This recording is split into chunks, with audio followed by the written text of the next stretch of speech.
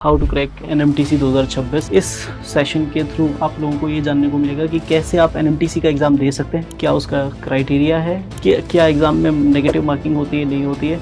Top 10% बच्चे होते हैं उनका ये एग्ज़ाम होता है कि लास्ट 3 साल में क्या टॉपिक्स का एनालिसिस है। मास्टर करना है आपको NCERT कॉन्सेप्ट्स को ना, जो भी आप NCERT पढ़ रहे हैं। क्या रिकमेंडेड बुक्स हैं सर, कौन कौन सी बुक्स पढ़ी जा सकती है इसके लिए। सर अगर मैं 9th या 10th में हूँ तो अब मुझे कौन सी किताबें खरीदनी चाहिए, टाइम मैनेजमेंट कैसे कर सकते हैं, स्ट्रगल जो होता है जीतने का, है ना। हेलो एवरीवन, सभी लोगों को बहुत बहुत नमस्कार। होप सो सब लोगों के हालचाल बढ़िया होंगे, सब लोग बढ़िया बढ़िया प्रॉब्लम्स ओलंपियाड की सॉल्व कर रहे होंगे। आज एक स्ट्रेटजी मैं आप लोगों के साथ लेके आया हूँ, which is how to crack NMTC 2026। NMTC 2026 के बारे में फुल डिटेल्स आपको यहाँ मिलने वाली है।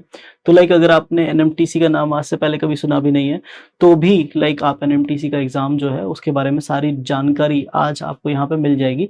तो आप लोग इस सेशन के थ्रू आप लोगों को ये जानने को मिलेगा कि कैसे आप NMTC का एग्जाम दे सकते हैं, कौन सी वेबसाइट पे जाके रजिस्टर करना होता है, कहाँ पर लाइक क्या उसका क्राइटेरिया है, और कौन कौन सी क्लास के बच्चे लाइक NMTC का एग्जाम दे सकते हैं। उसके अलावा आपको इस सेशन में ये जानने को मिलेगा कि क्या क्या सिलेबस वाले पोर्शंस हैं जो आपको पढ़ने होते हैं, है ना। लाइक क्या पढ़ना होता है, किस टाइप का पेपर आता है, क्या एग्जाम में नेगेटिव मार्किंग होती है नहीं होती है, कितने स्टेजेस का एग्जाम है, और सारी जानकारी आपको इस सेशन में मिलने वाली है। तो करते हैं बात इसी में। तो सबसे पहली बात क्या है, NMTC है क्या।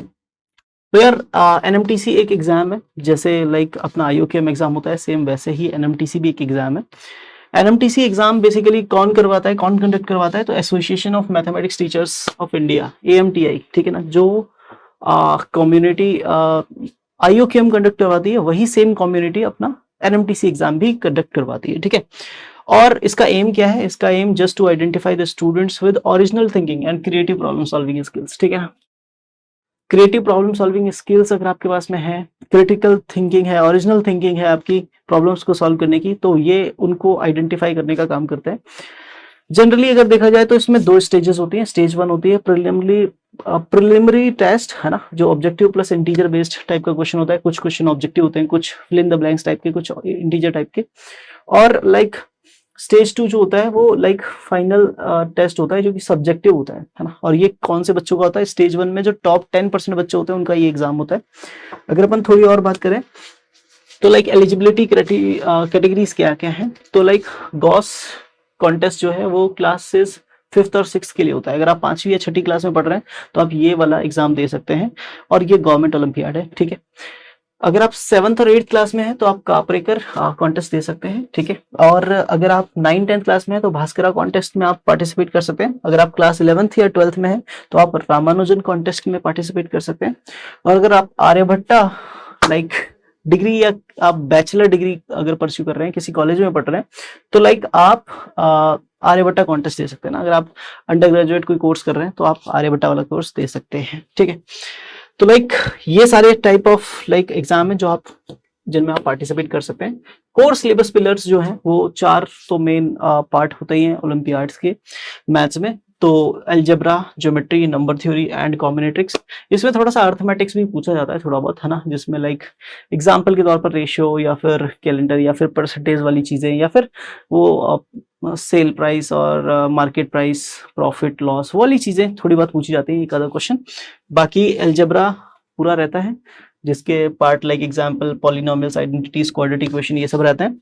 ज्योमेट्री इसका एक मेजर पार्ट है, जिसमें ट्राइंगल प्रॉपर्टीज, पाइथागोरियन थ्योरम और क्वाड्रिलेटरल्स, सर्कल्स, उनसे रिलेटेड थ्योरम्स और उनसे रिलेटेड प्रॉपर्टीज, ठीक है।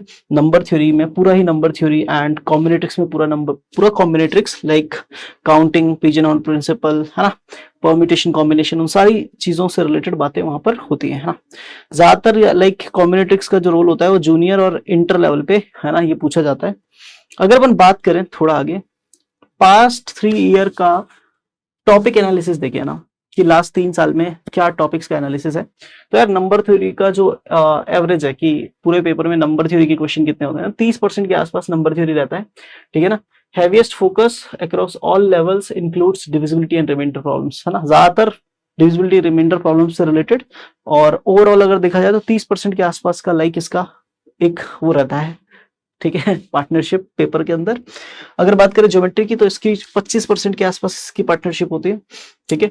और लाइक नॉन रूटीन एंगल और एरिया प्रॉपर्टीज से रिलेटेड इसमें क्वेश्चन पूछे जाते हैं ज्योमेट्री से रिलेटेड।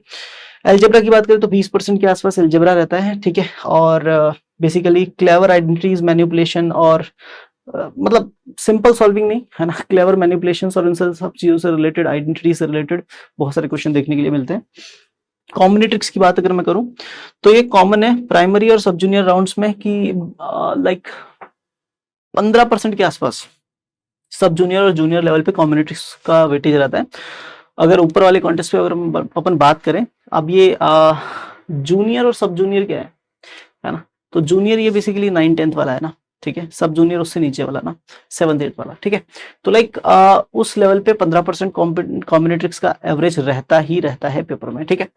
अगर अपन थोड़ी और आगे बात करें, ठीक है, इसेंशियल प्रिपरेशन स्ट्रेटेजी क्या होनी चाहिए, तो सबसे पहले आपको क्या करना है, फेज 1 इज बेसिकली मास्टर करना है आपको एनसीईआरटी कॉन्सेप्ट्स को ना, जो भी आप एनसीईआरटी पढ़ रहे हैं, लाइक जिस भी आप क्लास में उस क्लास की एनसीईआरटी प्लस एक क्लास आगे की एनसीईआरटी। जैसे आप अगर 8वीं क्लास में है तो आपको 8वीं की एनसीईआरटी तो पढ़नी है, साथ में 9th की एनसीईआरटी भी इस मैथ्स की सॉल्व कर लेनी है, ठीक है। ये पहला काम है जो आपको ओलंपियाड की प्रिपरेशन स्टार्ट करने से पहले करना ही होता है। सेकेंड थिंग, अगर आप एनसीईआरटी एग्जाम्पलर भी सॉल्व कर लेते हैं तो that will be add on, ठीक है। एनसीईआरटी, ठीक है, एनसीईआरटी एग्जाम्पलर भी अगर आप कर लेते हैं, ठीक है, एग्जाम्पलर भी अगर आप कर लेते हैं ना, तो वो एक एड ऑन है ना, वो एक एड ऑन है, ठीक है। फेज 2 की अगर मैं बात करूं तो आपको नॉन रूटीन प्रॉब्लम्स की प्रैक्टिस करनी है, ठीक है ना, जो out of the box thinking की रिक्वायरमेंट रखते हैं, ऐसे जो प्रॉब्लम्स हैं उनकी प्रैक्टिस आपको सबसे ज्यादा भर भर के करनी है, ठीक है।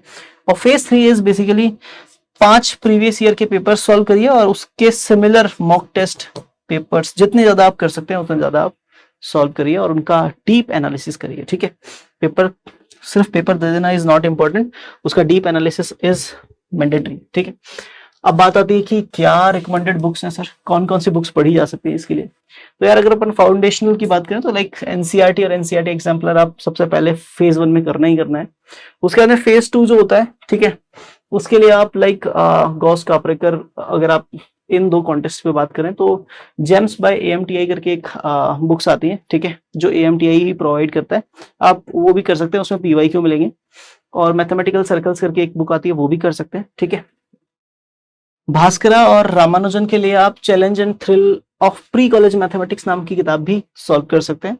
बट अब ऐसा होगा कि सर अगर मैं 9th या 10th में हूं तो अब मुझे कौन सी किताबें खरीदनी चाहिए, क्या मुझे 1, 2, 3 ये तीनों किताब खरीदनी चाहिए, या फिर मुझे कोई एक सिंगल बुक नहीं मिल सकती जिसमें मैं सारे लेवल कवर कर लूं।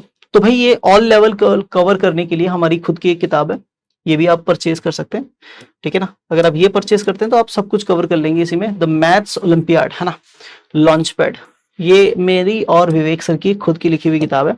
तो लाइक आप ये बुक अगर परचेज करते हैं तो इसमें आप लाइक सारी ही चीजें आपकी कवर हो जाएंगी।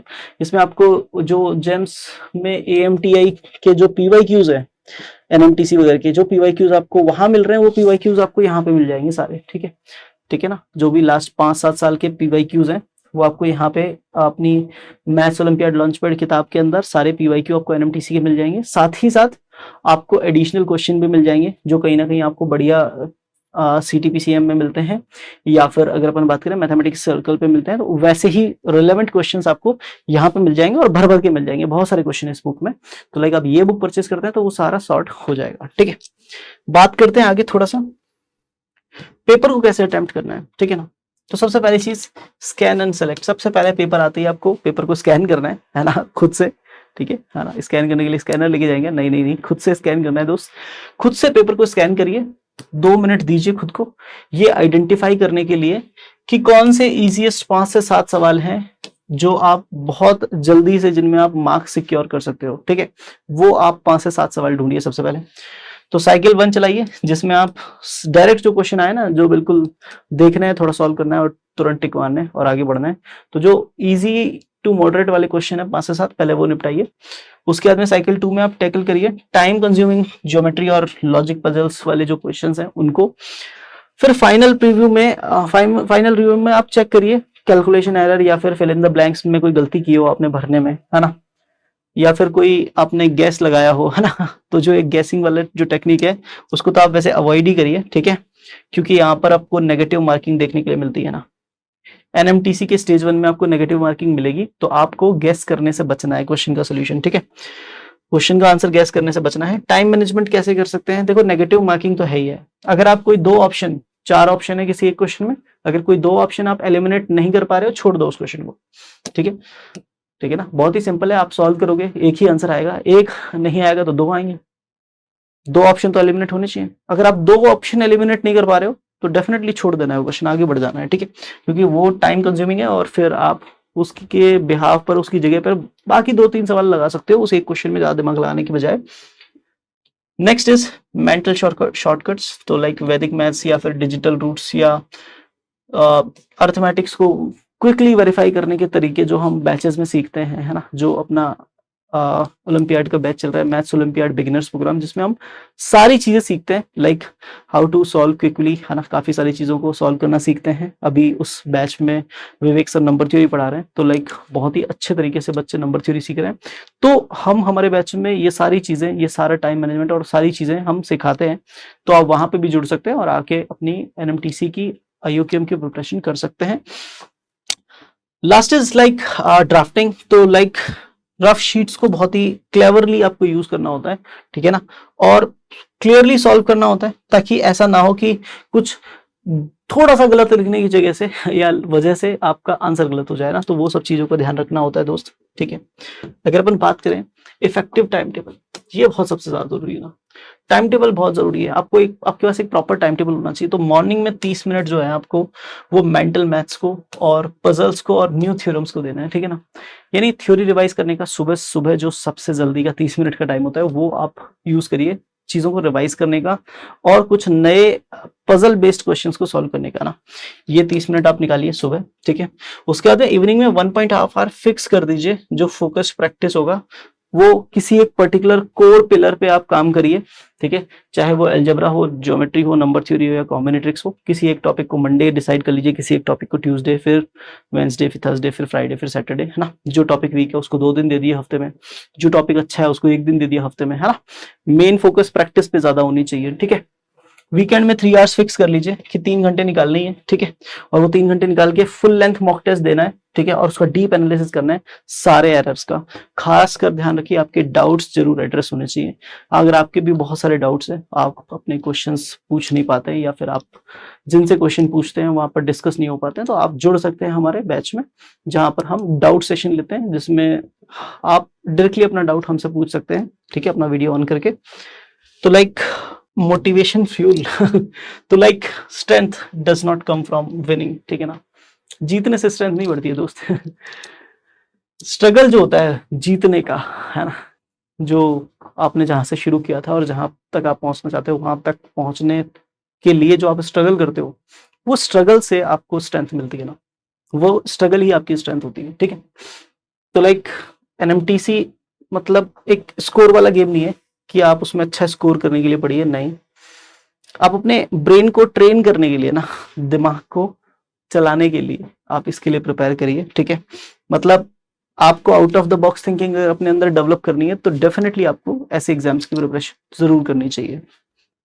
Last but not least, contact and की डेट्स, तो ऑफिशियल साइट जो है वो amti.online.com है, इस पर आप जाकर के रजिस्टर कर सकते हैं।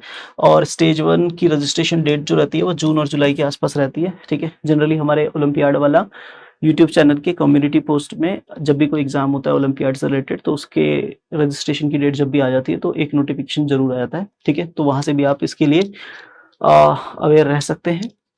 और अगर अपन बात करें क्लोजिंग कोट, तो मैं यही बोलूंगा कि यार mathematics is the music of reason, है ना, जो इन्होंने बोला था जेम्स जोसेफ सिल्वेस्टर ने।